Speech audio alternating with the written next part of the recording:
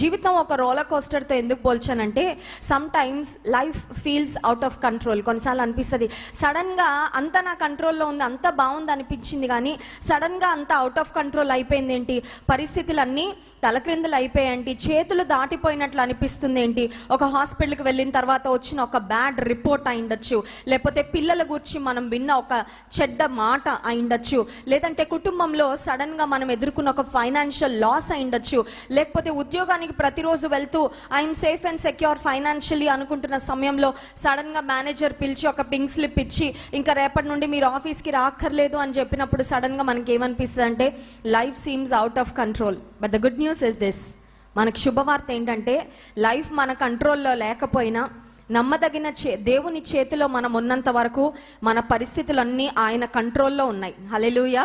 So when we are in God's hands our life is definitely in control and it is in God's control అని మనం గుర్తుపెట్టుకోవాలి. United స్టేట్స్లో Wisconsin అనే స్టేట్లో ఒక రోలర్ కోస్టర్ అలాగే చాలామంది ఎక్కారు. ఎక్కిన తర్వాత they wished and hope that start అయిన రోలర్ కోస్టర్ నెమ్మదిగా వీళ్ళని వచ్చి దింపుతుంది అనుకున్నారు. సడన్గా టెక్నికల్ ప్రాబ్లం వచ్చింది. టెక్నికల్ ప్రాబ్లం రాగానే తలక్రిందులుగా కొంతమంది ఆగిపోయారండి. దాదాపు 8 మంది 3 గంటలకు పైన తలక్రిందులుగా ఆగిపోయారు. ఆ మెషిన్లో ఉన్న టెక్నికల్ ప్రాబ్లం ఎంత ఫిక్స్ చేద్దామని ట్రై చేసినా ఎవరి వల్ల కాలేదు. ఇంకా చూడండి, మన బాడీలో తల క్రిందకి కాళ్ళు పైకంటే బ్లడ్ ఫ్లో కానీ బాడీలో అంతా ఫంక్షనింగ్ అంతా చాలా డిస్టర్బ్ అయిపోతుంది.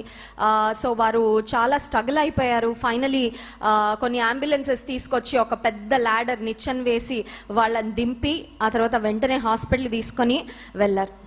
జీవితంలో కొన్నిసార్లు పరిస్థితులు మన స్వాధీనంలో లేవు అనిపించినప్పుడు దేవుని విశ్వాస్యత యందు నమ్మిక ఉంచడానికి, దేవుని మీద పరిపూర్ణంగా ఆధారపడడానికి అలాంటి పరిస్థితులు మనకి ఎంతగానో దోహదపడతాయి అని గుర్తుపెట్టుకొని, నీ చేతుల్లో లేని సమస్య నిన్ను తొందర పెడుతున్నట్లయితే, నీ చేతుల్లో ఒకవేళ ఒక టెంపరీ ఫిక్స్ కానీ, ఒక క్విక్ ఫిక్స్ కానీ, ఒక సొల్యూషన్ కానీ నీకు తోచకపోతే దేవుని అడుగు, ప్రభా నా కంట్రోల్లో అయితే లేవు కానీ నీ కంట్రోల్కు అప్పగిస్తున్నా. నాకు తెలుసు అన్నీ నీ కంట్రోల్లోనే ఉన్నాయని, నా సమస్యను పరిష్కరించడానికి నువ్వు ఏమైనా చేయగలవని నాకు తెలుసు, నేను నీ యందు విశ్వాసం ఉంచుతున్నాను అని దేవుని వైపు చూసినప్పుడు దేవుడు నూతనమైన కార్యాలు జరిగించేవాడు. ఈ రాత్రికాల సమయంలో నా సందేశం యొక్క టైటిల్ ఏంటంటే hour God is a God of new beginnings.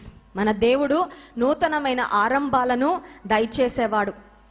Old is gold అని పెద్దవాళ్ళు చెప్తా ఉంటారు, కానీ ఈ జనరేషన్ వాళ్ళు ఏమంటారంటే కొత్తొక వింత పాతొక రోత అంటారు కదా. పాత చింతకాయ పచ్చడి అని మనకు నచ్చదు, పెద్దవాళ్ళకి నచ్చుతుంది, వాళ్ళు అంటారు ఓల్డ్ ఈజ్ గోల్డ్ అంటారు.